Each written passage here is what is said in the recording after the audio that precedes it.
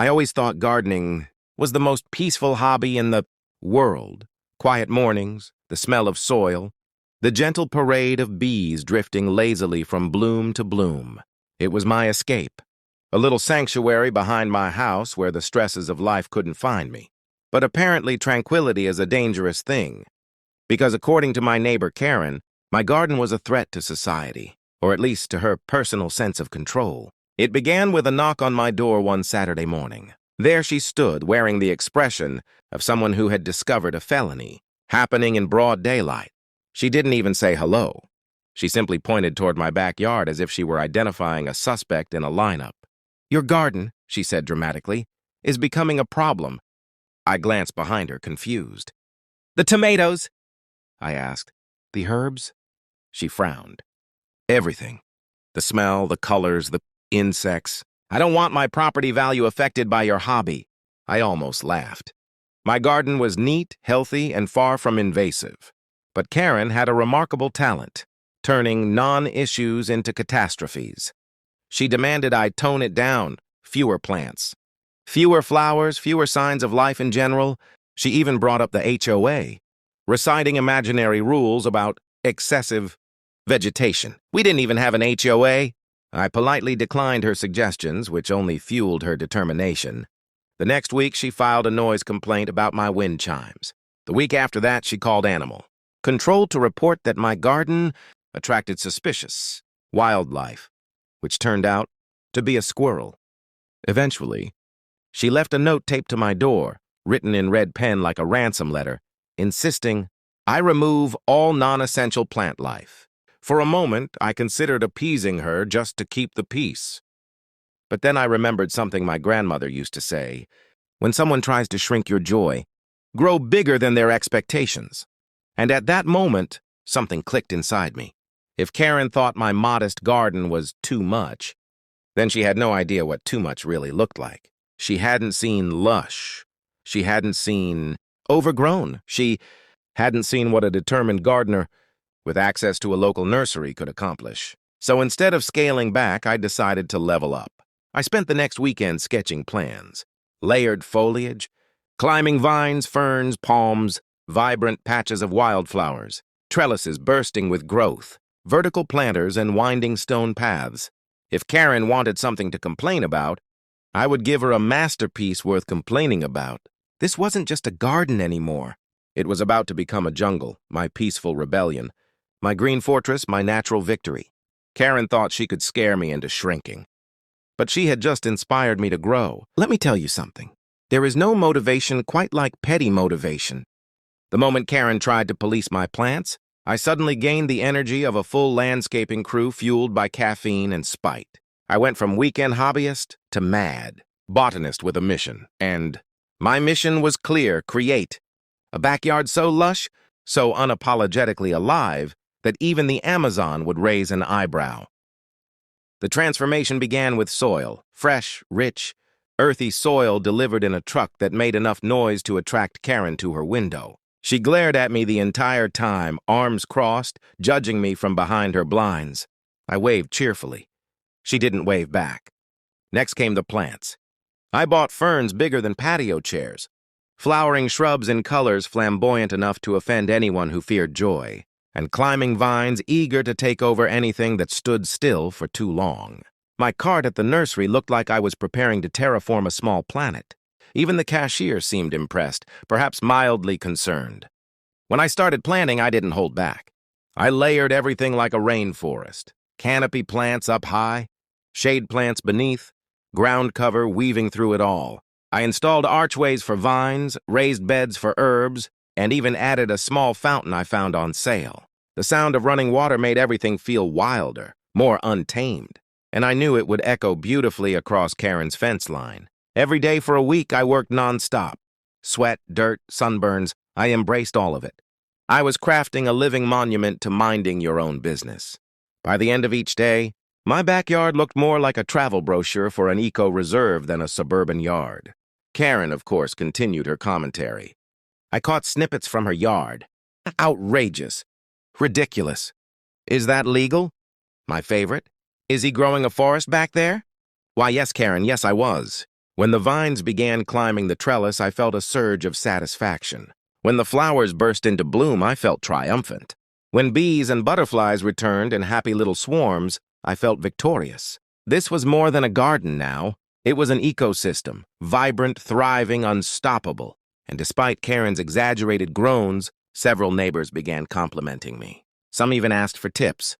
My jungle was becoming a local spectacle, the kind that people enjoyed, but Karen despised simply because she wasn't the center of it. Little did I know that this green masterpiece would soon do more than annoy her. It would become impossible for her to ignore. The official declaration of war came on a Tuesday afternoon, delivered not verbally but via a handwritten letter taped to my mailbox. This time she used block letters and underlines, as if she had prepared it with the same intensity one uses to write manifestos. The message was simple but dramatic. Your yard is out of control. Fix it or face consequences. Consequences, I wondered. Was she going to summon the plant police? Arrest the tomatoes? Deport the ferns? I opened the letter with a sigh, set it aside, and returned to pruning my philodendrons. But by evening, I realized Karen wasn't bluffing. Someone from the city showed up, an inspector, clipboard in hand, a little confused, a little apologetic. Apparently, Karen had filed multiple complaints, ranging from environmental disruption to unregulated landscaping. The poor man seemed embarrassed reading them aloud. He inspected my yard thoroughly, trying not to step on the creeping thyme that formed a soft, fragrant carpet along the walkway. He admired the vertical garden wall, complimented the fountain, and even took a photo of one of my more unusual orchids. Finally, he cleared his throat and said, "Well, everything seems exceptionally healthy. Is any of it a violation?" I asked. He shook his head. Not at all. Actually, this is one of the best-kept properties I've seen in months. But I have to file the report because your neighbor insisted. I offered him lemonade. He accepted. Karen, however, was not satisfied with the city's lack of outrage. The next morning, she cornered me at the curb while I was rolling out the trash bins. She spoke in a hiss, as though we were co-conspirators instead of reluctant neighbors. "I know what you're doing," she said. "Gardening?" I answered. "Provoking me." I blinked. "By planting flowers?" "They're not flowers," she snapped. "They're a jungle." "That's the idea," I said cheerfully. Her eyes widened, scandalized, as though I had confessed to building a missile silo behind my hydrangeas. She stormed back into her house, slamming the door so hard her wreath fell off. But that wasn't the end. That evening, floodlights flicked on from her yard, pointed directly at my plants like she was trying to interrogate them. The lights were so bright birds avoided the area. My vines glowed under the beams like they were on stage. I stood on my porch, watching her adjust the angles repeatedly. It was absurd. It was petty. It was war. But what Karen didn't realize was that nature always wins. Floodlights, complaints, anger. It couldn't stop growth. The jungle wasn't going anywhere. And soon, something unexpected would shift the power entirely. It started with a butterfly. Not just any butterfly, the kind with bright blue wings, the kind that looks like it belongs in a museum or an exotic rainforest exhibit. It fluttered around my backyard, dipping from bloom to bloom, glowing in the sunlight like a living gemstone. I watched it land gracefully on a cluster of purple salvia, wings flickering softly. Then I heard a gasp. Not from me, from Karen. She stood on her deck, arms frozen mid-cross, mouth open in pure astonishment. She wasn't glaring. She wasn't scowling. She was mesmerized. For the first time since she'd moved in, she wasn't complaining. She was staring at my garden as though witnessing magic. And honestly, that's exactly what the jungle had become. Flowers layered in cascading colors, lush greenery swaying in the breeze, butterflies flitting like confetti tossed by nature.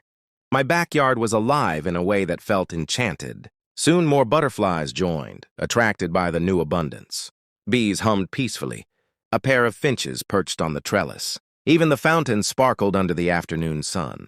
The entire yard thrived with such serene vibrancy that it was impossible not to be moved. And Karen, for the first time, didn't look irritated. She looked small, like someone who finally realized that all her noise and complaints meant nothing in the face of something genuinely beautiful. Later that week, something even more surprising happened. I found Karen standing awkwardly at the edge of her driveway, hands clasped together like she was gathering courage. She approached me slowly, hesitating with every step. She began, eyes fixed on my shoes. I wanted to apologize. I blinked. For what? For everything. She gestured vaguely toward my backyard. It's just so much. I didn't understand what you were doing. I thought it would make the neighborhood look messy. But now, she swallowed. It's incredible. I didn't expect an apology, and I certainly didn't expect what came next. Would you help me start one? She asked. A garden, I mean. For a moment, I almost choked. The universe had a strange sense of humor. Karen, destroyer of happiness, now asking me to build some for her. But then I saw something sincere in her eyes. Not pettiness, not irritation, but genuine curiosity, maybe even hope. So I agreed. Months later, her yard bloomed too. Less jungle. More cottage garden, but beautiful all the same. And sometimes we'd stand at the fence, trading clippings, tips, or simply enjoying the view. In the end, my jungle didn't just win the war,